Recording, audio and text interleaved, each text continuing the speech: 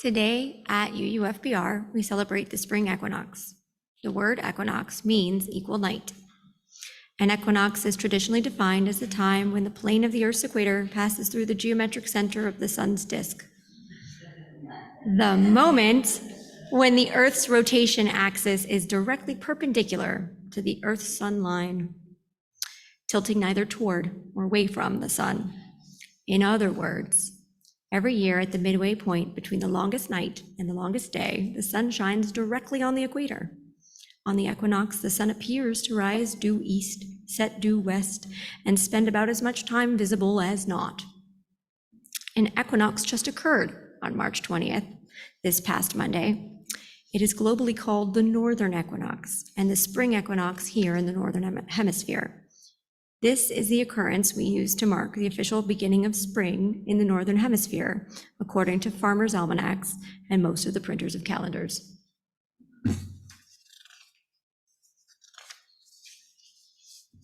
Humans have tracked the dates of the solstices and equinoxes for thousands of years. This picture shows the spring equinox at Stonehenge, and this picture shows the spring equinox at Chichen Itza. Ancient pagan Anglo-Saxons celebrated solstices and equinoxes. So, when Reconstructionists compiled a calendar for Wicca, the 4 quarter days were added to the 4 fire festivals celebrated by Celtic peoples to make up the 8-holiday wheel of the year used by Wicca and many other pagan groups today. The contemporary neo-pagan festival cycle. To differentiate Wiccan celebrations from the astronomical events themselves, Aidan Kelly named Ostara, Litha, and Mabon in 1974. Ostara was selected for the spring equinox after Estra, a goddess worshipped by West Germanic peoples prior to 800 Common Era. Only her name survived, and the fact that her festival was celebrated in April. Her name comes from a Proto-Indo-European root meaning dawn. Estra has become the neo-pagan avatar for the spring equinox, and many syncretic myths and practices have become associated with her. And while I'm up here, in case you're interested, here are some other pagan themes for Ostara. Those who worship the triple goddess will witness the crone become the maiden, setting aside the certainty of experience and wisdom to embrace wild curiosity, to experience things with a fresh perspective. And the green man awakens the life in the forest, renewing the lush vegetation at this time of awakening and growth. Today, we honor the spring equinox in a joyful and silly way. May there be mirth and reverence within you, says the charge of the goddess. And you may recognize these seasonal treats as retail's own harbingers of spring. I give you the lesser banishing ritual of the chocolate rabbit.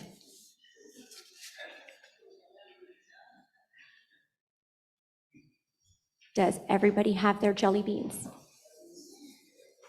Can you go get the jelly beans? Raise your hand if you need jelly beans brought to you. Go get the jelly beans, hand them out.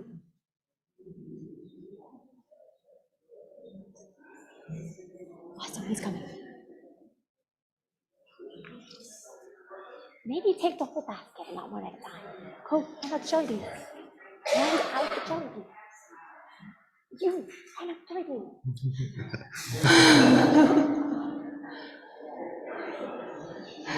beans. Sorry. Owen, look for hands. Look for the hands that are up. Hand them to the people whose hands are up.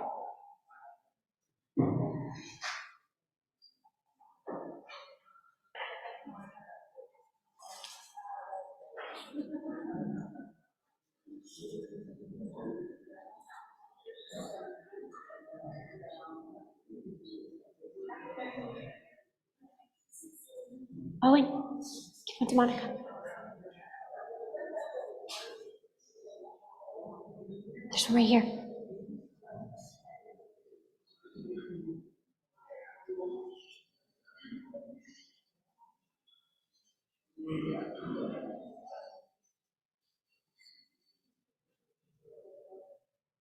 Don't forget Claire. Right here.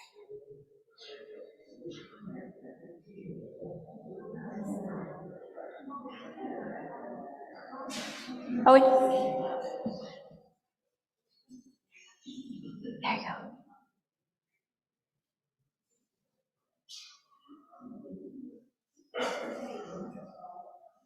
Wait, this one.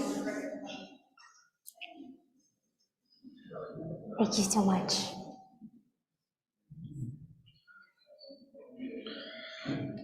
Behold, little jelly seeds, small symbols of the season, how we adore you.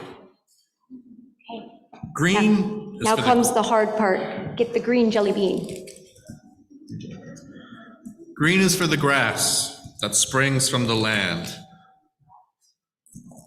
Now you eat the green jelly bean. Yes, eat the green jelly bean. Does everybody have a yellow jelly bean? Yellow is for the sun shining above our heads. Eat the yellow jelly bean. Now find the red jelly bean. Red is for the bright blossoms of the firebush. Eat the red jelly bean. Now find the orange jelly bean. Orange is for the fruit that grows plentiful in our groves. Eat the orange jelly bean. Find the pink jelly bean.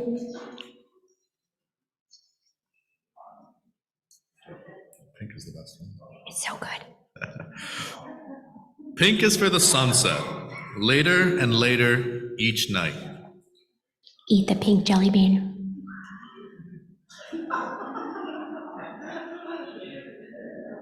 Now you gotta find the purple jelly bean. You should be the last one left. Oh, man. Paul, pink is the best one. Purple is for morning glories, twining around fences and bushes. Eat the purple jelly bean. Hail, hail to the mighty jelly bean of spring.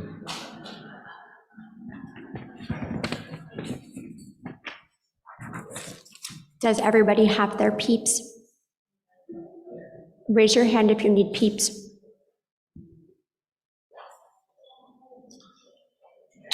He needs a peep.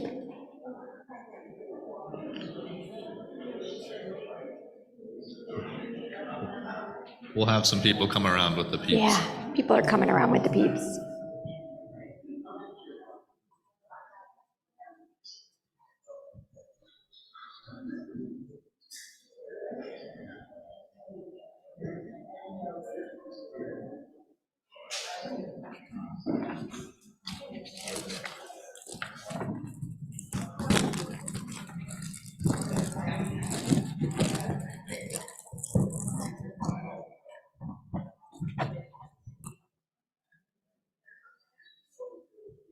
All right.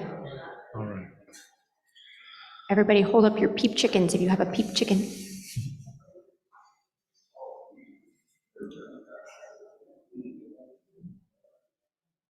I think we're good. Behold the peep. The chicken peep is life brought back in the spring. Little peep chickens, we honor you.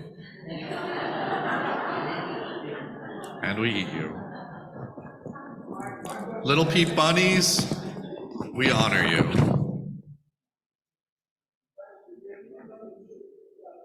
Does everybody have their chocolate rabbits? Hail, hail to the mighty peeps of spring.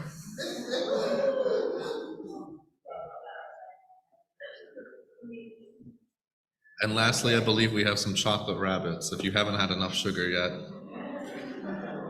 Raise your hand if you need a chocolate rabbit.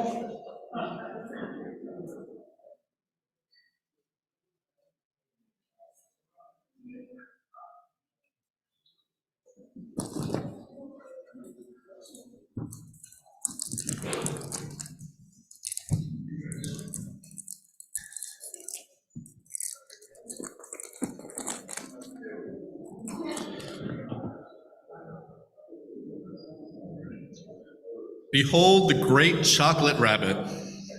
As he hops through the land, he spreads joy and happiness. Oh, how we adore the chocolate rabbit and his great big chocolate ears. Eat his ears. Praise the chocolate rabbit and his delicious chocolate tail. You eat his tail. Honor this chocolate rabbit and his chocolate hoppity legs. You eat his legs. He is a wonderful rabbit, and he is indeed special.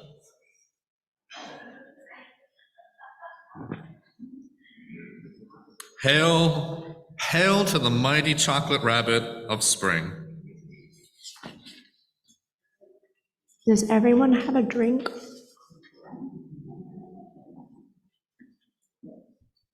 There's drinks back there. Everybody get your drink ready. Might take a second. You might have to unscrew the cap. Insert the straw.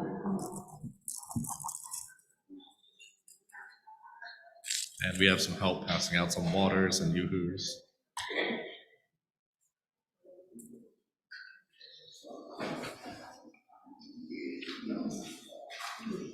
We're going to raise our glasses in a toast. To the jelly beans. To the peeps. To the peeps. To the chocolate rabbit. To the chocolate rabbit. To spring. To spring. We drink in your honor.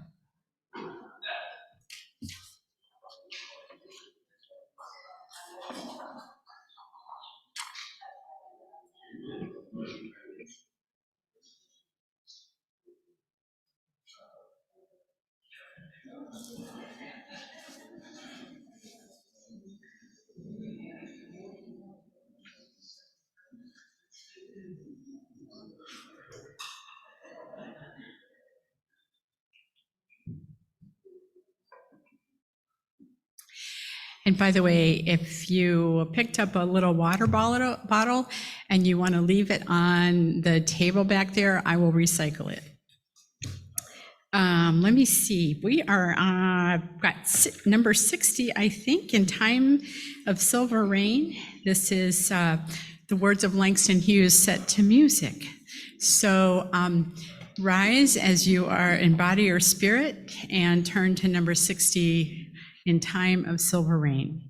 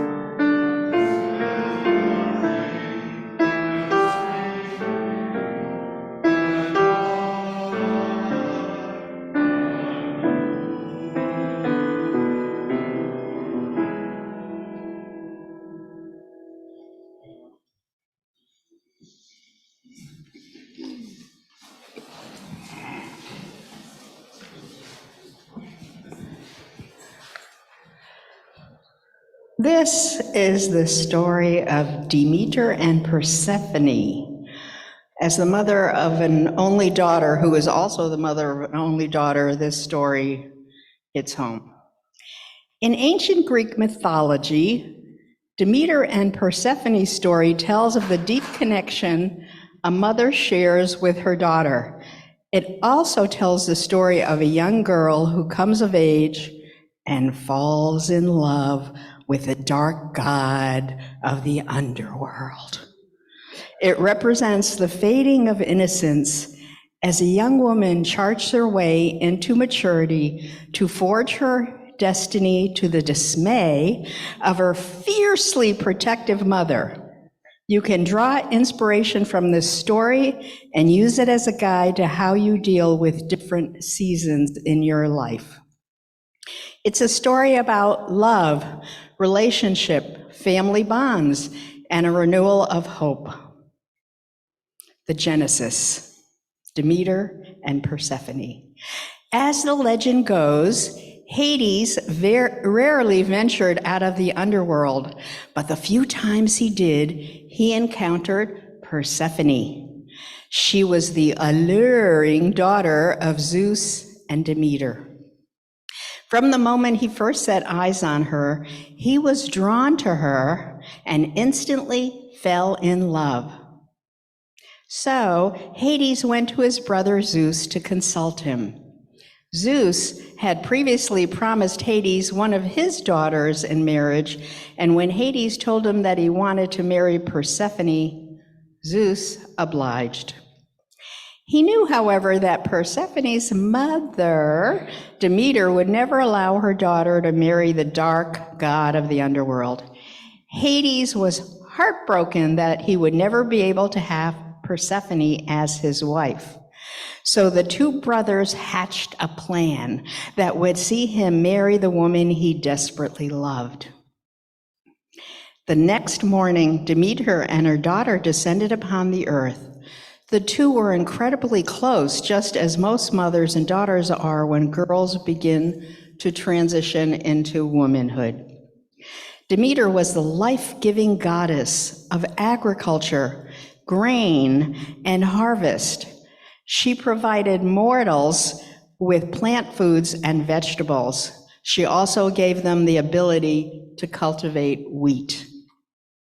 She showed them how to plant the seeds, nurture them, and harvest them. She even taught them how to grind the grain to produce flour, which they could turn into bread. Demeter, lost my place. Demeter left her daughter with the nymphs of the sea to watch over her while she went to tend to her earthly duties. Zeus knew that the nymphs would never let Persephone out of their sight for fear of Demeter's wrath. So he had Gaia plant an enchanting narcissus flower in a nearby garden. As Persephone wandered away from her mother and into the garden, she saw the flower and immediately was drawn to its beauty. The abduction. No sooner had she stopped to pick it than the ground beneath her feet began to quake, and a gaping crack soon appeared. As the crack widened, Hades and his chariot of black horses emerged from it and began charging towards Persephone. Before she could even master a scream, Hades grabbed Persephone and took her down with him into the world of the dead. The nymph named Scion witnessed the abduction and had tried to rescue Persephone, but there was nothing she could do. She was no match for Hades. Scion was so distraught over her friend's abduction that she cried until she melted into a pool of her tears, forming the river Scion. When Demeter returned, she couldn't find her daughter anywhere, so she asked the nymphs about it, but they had no answer. Demeter was furious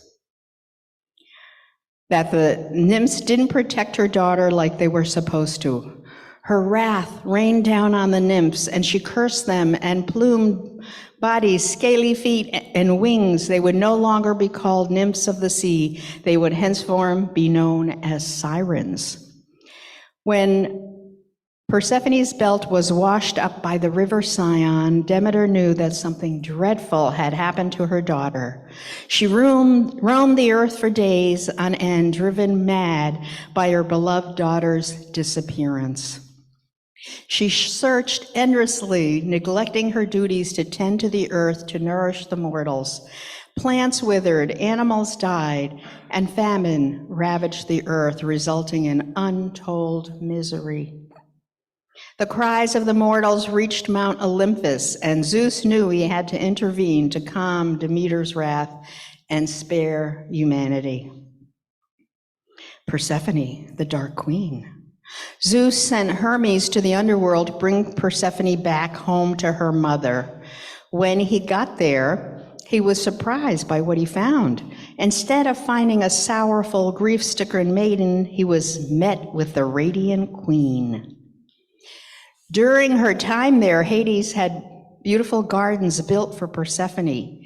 He treated her with respect and compassion, and she inevitably began to fall in love with him.